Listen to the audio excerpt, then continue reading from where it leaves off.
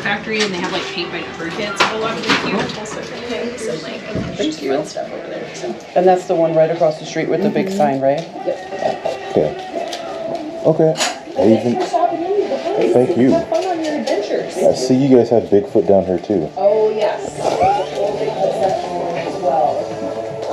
Oh, that's awesome. You never know who you might see in the Watchtower. That's true. That is true. Have a good one.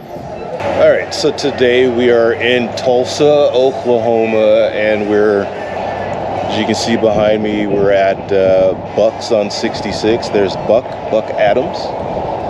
And there's the sign behind me right there. We're gonna check some stuff out. Gonna go pick up some souvenirs. We're gonna make our way down Route 66, and I think my wife's gonna try and get us lost since she didn't want to get the guide. I got the guide. So. I got the guide. Good thing I brought my gun. Hopefully it'll be fun though.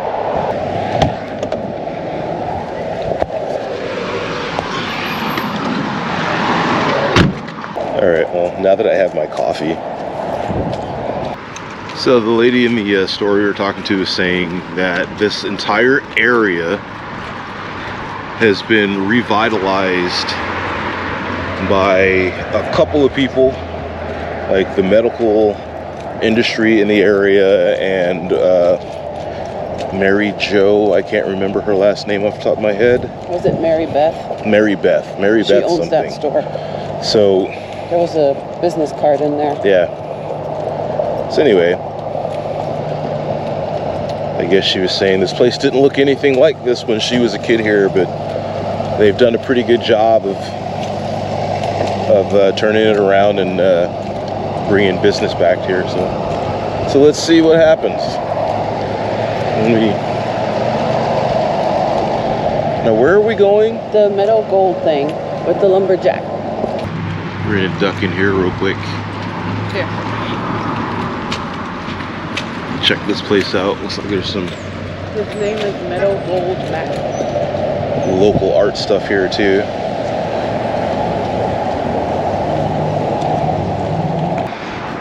So that was Meadow Gold Mac. It's basically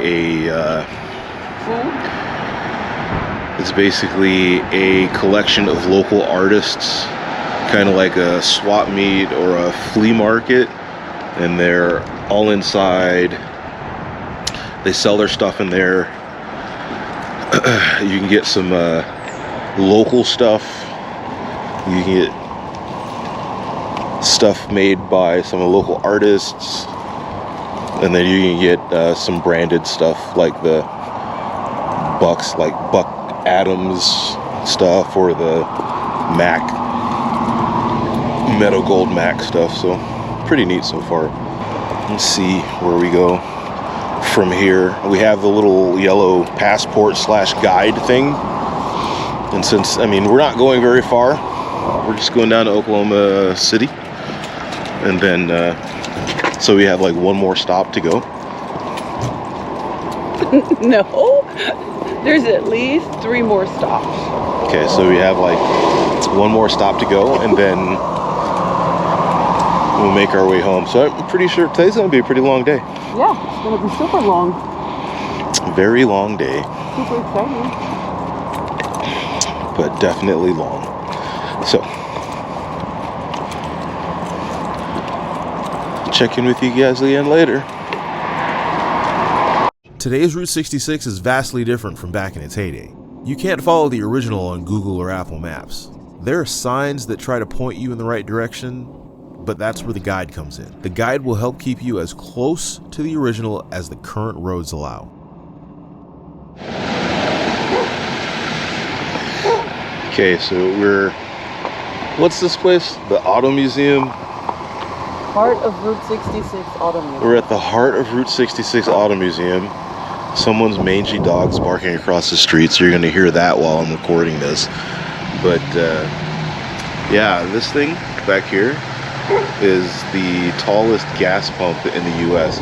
Obviously it's not functional, but gas pump nonetheless. It was supposed to be 66 feet tall. It looks a little taller than 66 feet. So I don't know what's up with that.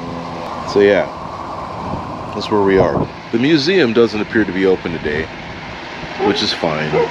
And at some point we need to find a restroom because I gotta go to the bathroom. But I think my wife's gonna get us lost before that happens, and I'm gonna wet my pants.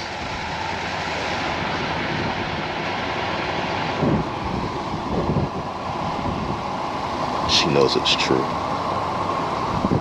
So far, I've seen a lot of depressing on the historic Route 66, like rundown houses with the expected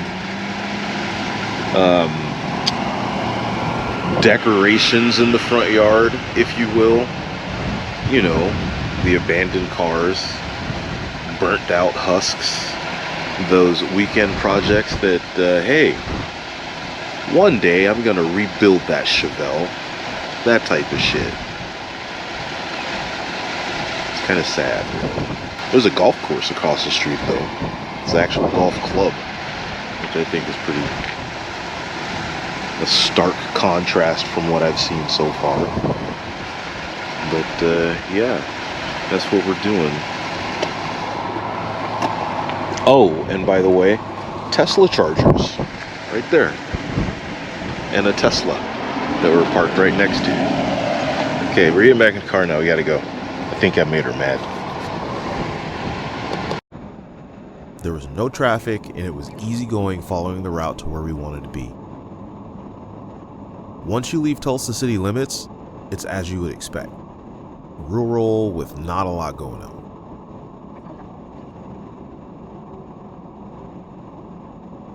We're at a place called Stroud. It's on Route 66.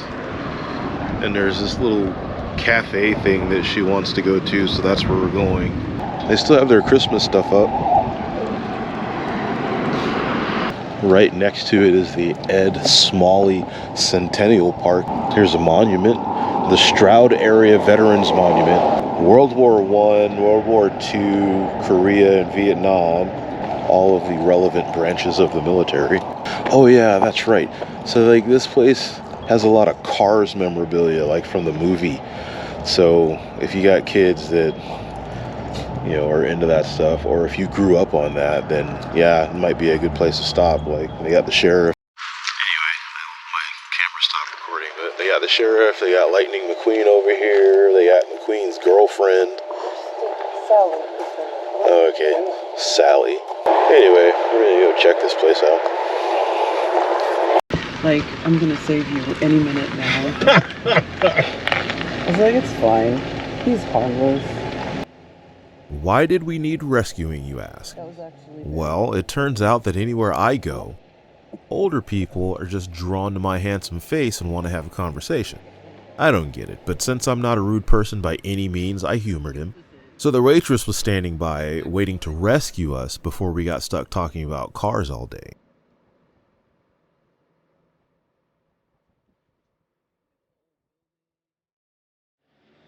We continued from here in search of the Big Red Silo and Pops, the soda store. Two big attractions on this part of the historic Route 66. Pops was cool. It's this combination diner-style restaurant and gas station with a convenience store. The silo was so underwhelming that it was nearly indistinguishable from any other silo that I'd seen that day. So don't expect any pictures of it, because there aren't any. Okay, we're in a place called Pops, and they have a bunch of sodas. And it's not just regular sodas, they got a bunch of weird flavor sodas. So I'm going to show you a couple.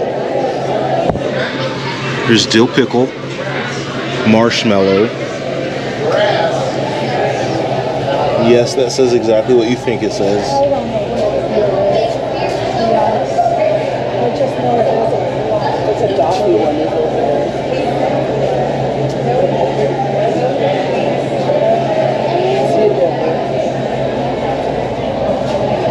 I don't get it, but okay.